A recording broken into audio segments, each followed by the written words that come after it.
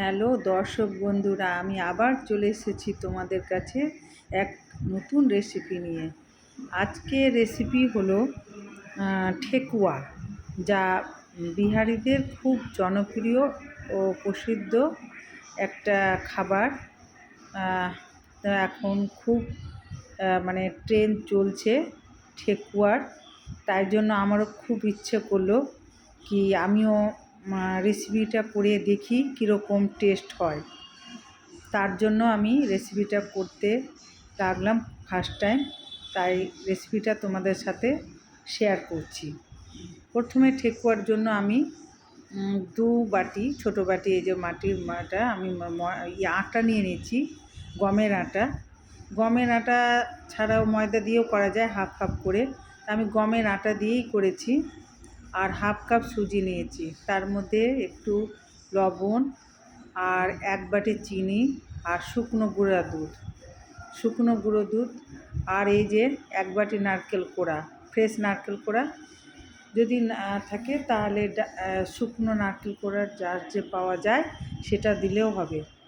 আর আমি কিছু ড্রাই, মানে যেরকম যে কাঠবাদামকে গুঁড়ো করে দিয়ে দিয়েছি। আর ঘি, এটা ঘি না হলে হবে না, ঘি দিয়ে, বেশি করে ঘি দিয়ে, মানে যতটা লাগে দিয়ে ভালো করে ময়াম করতে হবে হাত দিয়ে আটাটাকে। যে দেখো ময়াম করছি আমি, দেখতেই পাচ্ছ কীরকম ময়াম হয়েছে, জুড়ি জুড়ি হয়ে গেছে পুরো আটাটা। এরপরে এবার অল্প, খুব বেশি না, সামান্য জল দিতে হবে। যেরকম আটা মাখি সেরকম না, শুকনো করে আটাটা মাখতে হবে, ডোটা তৈরি করে নিতে হবে শক্ত করে। আমার ডো রেডি হয়ে গেছে। এবার আস্তে আস্তে ছোট ছোট করে লেচি কেটে, এই যে হাতে দেখছো এরকম করে লিচি কেটে চাপ দিয়ে, ফাটলে কোনো দোষ নেই, এটা ফাটলে দেখতে ভালো লাগে। আর এইভাবে একটা কোনো জিনিস দিয়ে বা কাঁটা চামচ যদি থাকে, এরকম একটা ডিজাইন, যে কোনো শেপের ডিজাইন করে নিতে পারবে।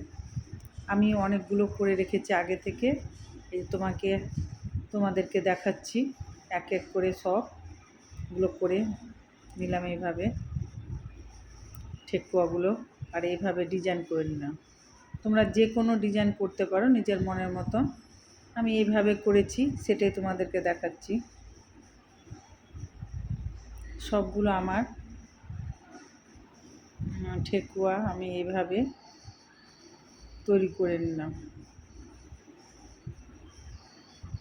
একটা থালায় আমি সব রেডি করে নিয়েছি। এবার তেলটাকে গরম করে মিডিয়াম টু হাই হিটে রেখে আমি সবগুলো দিয়ে ভেজে নেব। এইভাবে লাল লাল করে ভেজে নেব, উলট পালট করে, কালার যেরকম, এইভাবে উলট পালট করে আমি ভেজে নেব।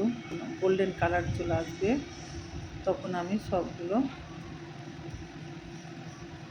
ছেঁকে তুলে নেব। আর এইভাবে সবগুলো আমি ভেজে নিয়েছি। দেখো কি সুন্দর হয়েছে আমার এই ঠেকুয়াটা। আশা করছি আমার ঠেকুয়াটা বোধহয় ভালোই হবে খেতে। আমার রেসিপিটি ভালো লাগলে লাইক শেয়ার করার অনুরোধ রইল। আজ আসি, আবার আসবো নতুন কোনো রেসিপি নিয়ে। ততক্ষণ পর্যন্ত ভালো থেকো, সুস্থ থেকো, ধন্যবাদ।